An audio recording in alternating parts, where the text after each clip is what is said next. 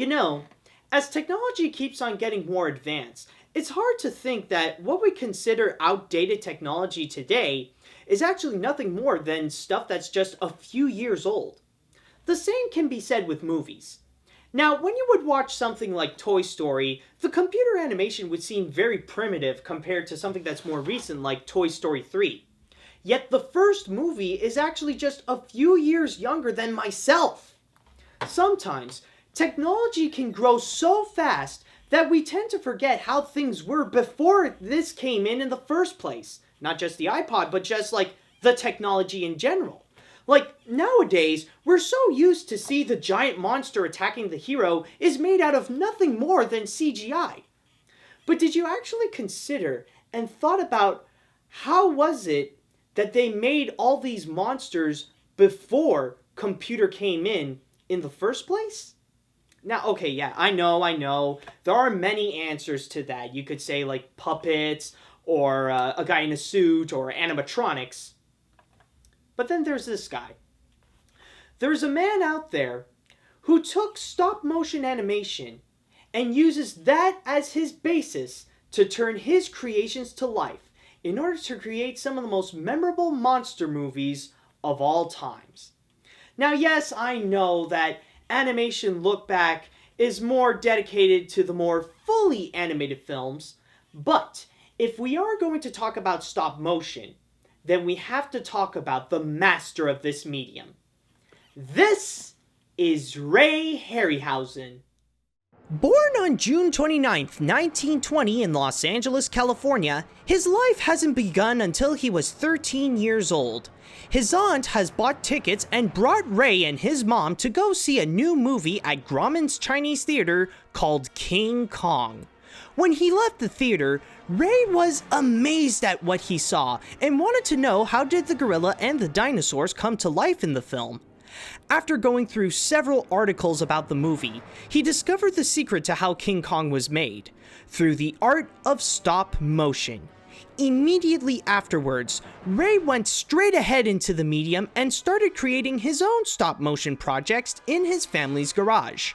One day, a school friend helped Ray to meet his idol, Willis O'Brien, the man behind the animation of King Kong, and brought some of his puppets to show what he was doing.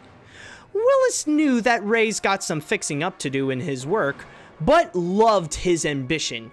So he gave him some advice and told him to go to art school to improve both his drawing and sculpture skills.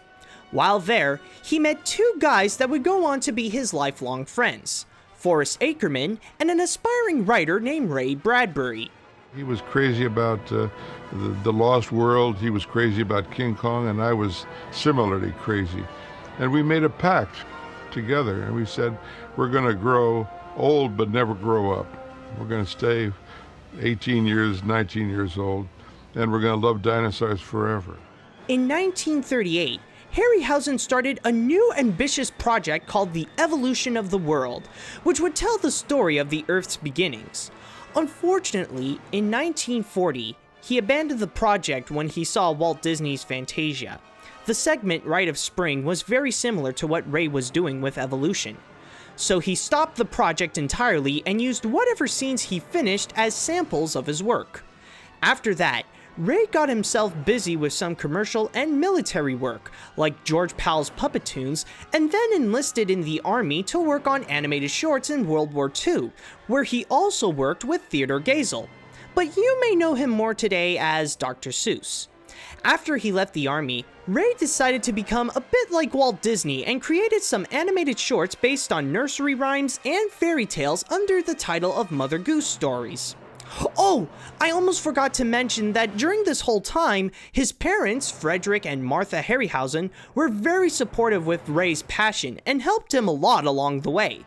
Even for the Mother Goose stories, his dad made all the armatures, which is like the skeleton of the puppets, and his mom made all the clothing. But then, one day, he received a call from Willis O'Brien to make his dream come true. Use his stop-motion skills with his idol and mentor on a King Kong-like movie. That was Mighty Joe Young. It's the story of a 10-foot-tall ape who, unlike Kong, is a good monkey, thanks to the help of his owner, Jill Young.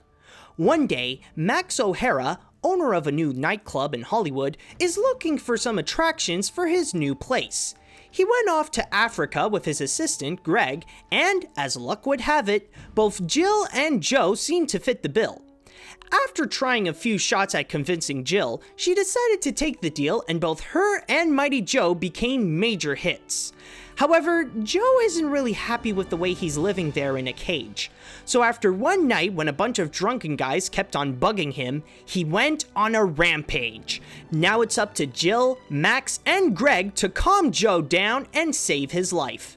During the casting, actress Terry Moore said that she thought another girl already got the part of Jill.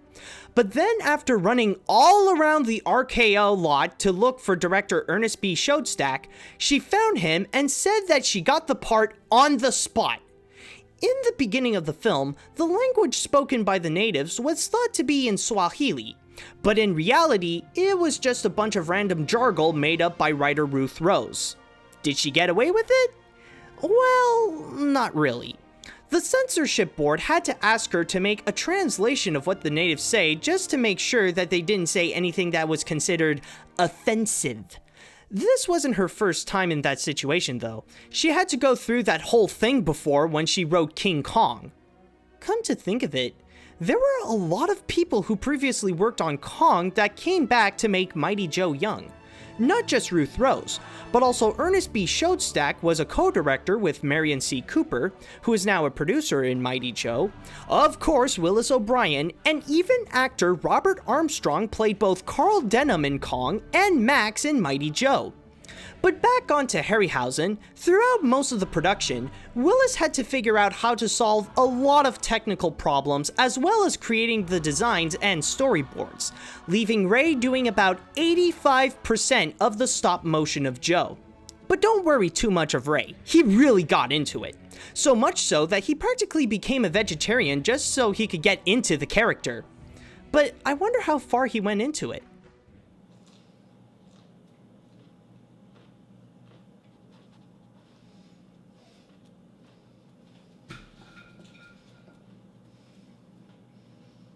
Hey, Ray, just out of curiosity, do you want to finish up lunch right now so we can go finish up that scene? I mean, I feel like it's better off to finish it off now. Okay. Just take your time, bro. Just take your time.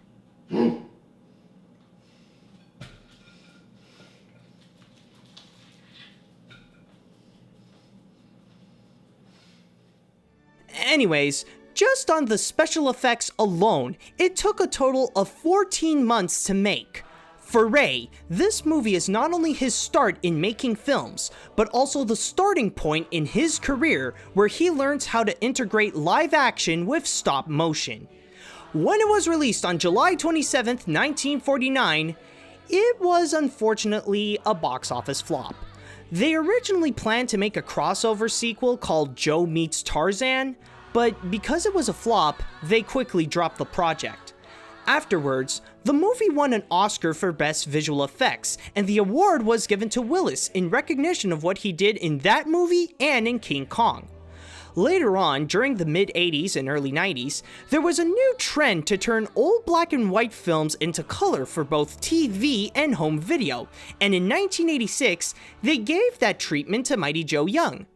However, when the trend ended, they returned it to black and white. But curiously enough, except for one scene. They thought that the orphanage fire scene was actually more effective in color, so they actually kept it like that. The movie would later on gain a strong following and would be considered a stop-motion classic, so much so that Disney even remade the movie in 1998, which features Charlize Theron and Bill Paxton. The result was a little bit the same as the original, but not as good. It ended up as a box office bomb because of the major competition like A Bug's Life, Prince of Egypt, the Rugrats movie, Patch Adams, and many more. However, it did get nominated for Best Visual Effects at the Oscars, but lost to What Dreams May Come. A few years after the release of Mighty Joe Young, it wouldn't take long for Ray to find himself in charge of bringing a monster to life in his next film, The Beast from 20,000 Fathoms. What started as a nuclear bomb test in the Arctic, a giant dinosaur known as a Rhedosaurus came back to life as a result. Professor Tom Nesbitt was the first man to see the monster back to life, and he noticed that he's heading his way down to North America, destroying vessels and a lighthouse along the way. But when the beast made its way to Manhattan, it's up to Professor Nesbitt to find a way to stop the monster from utter destruction. Back in 1951, when Ray got offered to do the film, it was originally called The Monster from Under the Sea. It was based on some sort of story or something like that, but the producer forgot where he got it from. One day, the production was having trouble with the script, so Harryhausen called his old buddy Ray Bradbury to see if he can help with rewriting. Bradbury accepted, but he noticed something familiar. This movie is actually very similar to a short story he wrote years ago on the Saturday Evening Post called The Beast from 20,000 Fathoms, where a dinosaur destroys a lighthouse.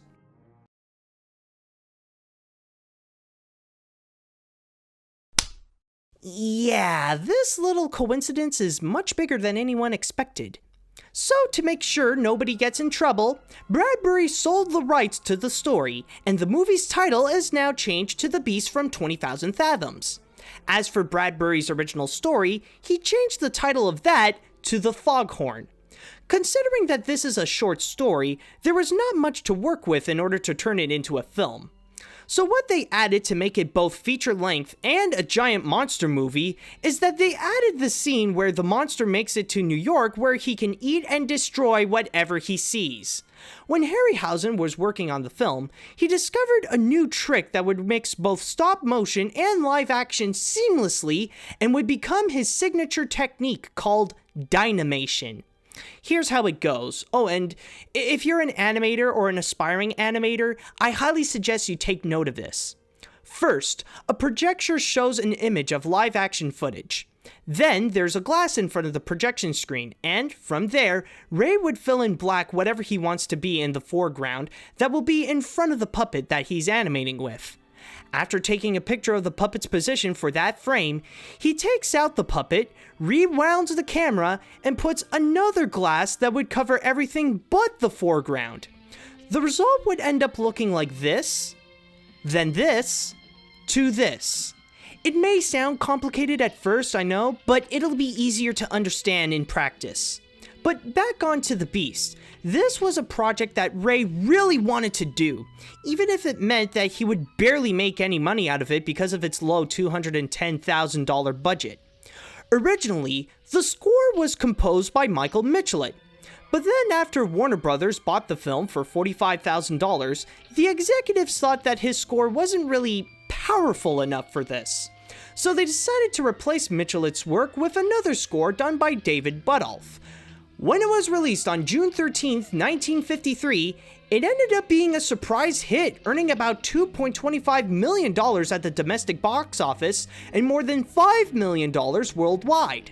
A Japanese man named Tomoyuki Tanaka would later see this film and consider it one of his inspirations to make his own movie that would be similar to The Beast, where a giant monster that came from nuclear testing is attacking a big city. That movie would later become known today as Godzilla. After the release of The Beast from 20,000 Fathoms, the popularity of giant monster movies suddenly skyrocketed. With creatures like the old King Kong and newcomers like Godzilla making a household name of themselves, filmmakers at the time wanted to get their hands at creating terrors that are the size of buildings, rather they be monsters, bugs, people, or just the goofiest thing you'll ever see that's as big as a battleship. Anyways, as a special effects artist specializing in stop-motion creatures, it wouldn't be hard for Ray to find himself doing all different kinds of work. He went to go and bring more monsters to life to strike fear to audiences everywhere. This includes a giant octopus trying to destroy the new Golden Gate Bridge in 1955's It Came From Beneath the Sea, flying saucers terrorizing Washington, D.C. in 1956 Earth versus the Flying Saucers, and an emir from Venus on a rampage in Rome in 1957's 20 Million Miles to Earth. But then at that point, Ray started to get bored with creating giant monsters. It started to feel like he's doing the same movie over and over again. Even his partner, Charles Schneer, who had been working with Ray as a producer since It Came From Beneath the Sea, feel the exact same way. So they decided to move away from giant monsters and take Ray's stop-motion skills to a new direction that's more adventurous, more imaginative, and more about the fantasy of the creatures than the terror it reigns upon. The result was the seventh voyage of Sinbad. When Sinbad was off to marry Princess Parisa in Baghdad, he landed on the island of Colossa to get some stuff for the crew. If it weren't for the fact that a Cyclops tried to attack them. Oh god, don't you hate it when your plans get ruined by a surprise Cyclops attack? This is why I never get these videos done on time. Anyways, they all evacuate the area thanks to a magician named Sakura and his magic lamp, but then he lost the lamp when the ship sank. He keeps asking Sinbad to go back and get it, and Sinbad and the rest of the crew say, "You kidding, dude? We almost died there! Don't you remember that Cyclops?" As a result, Sakura shrunk the princess and told Sinbad that the only way to save her is to get some ingredients for a magic potion in, of course, Colossa Island.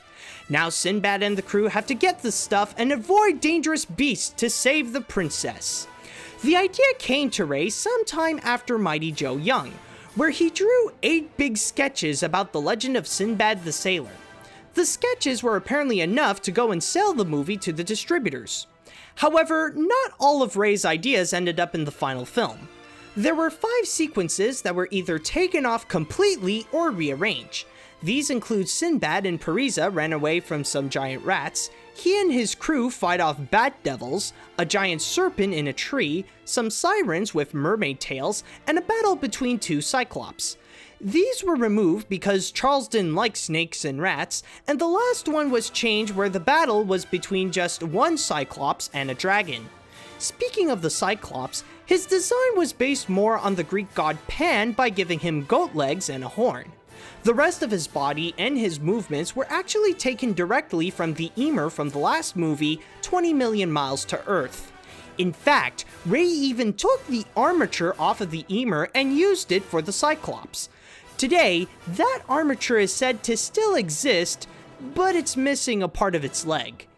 Even if fans of the movie really liked the Cyclops, Ray's personal favorite creature of this is actually the 4-armed snake woman. However, there's none that can deny that there's one creature that would stand out the most that would later become the highlight of Harryhausen's career, the sword-fighting skeleton. By the way, when I talked about Dynamation earlier, you guys might be wondering where did the name even come from in the first place. Well, it was during the making of this movie when Schneer was in traffic and he noticed in his dashboard it says Dynaflow. He realized that by using the word Dyna before anything, it would sound more epic.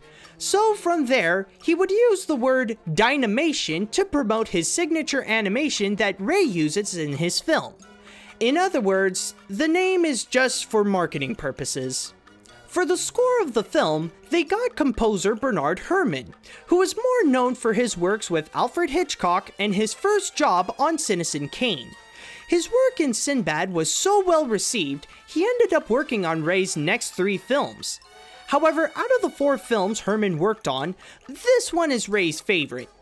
What makes this film stand out amongst the Harryhausen collection is that not only is this Ray's first movie in color, but this is also the first colored movie that uses stop-motion animation effects. When it was released on December 23, 1958, it was a nice success both critically and financially, earning more than $3.2 million domestically on a $650,000 budget.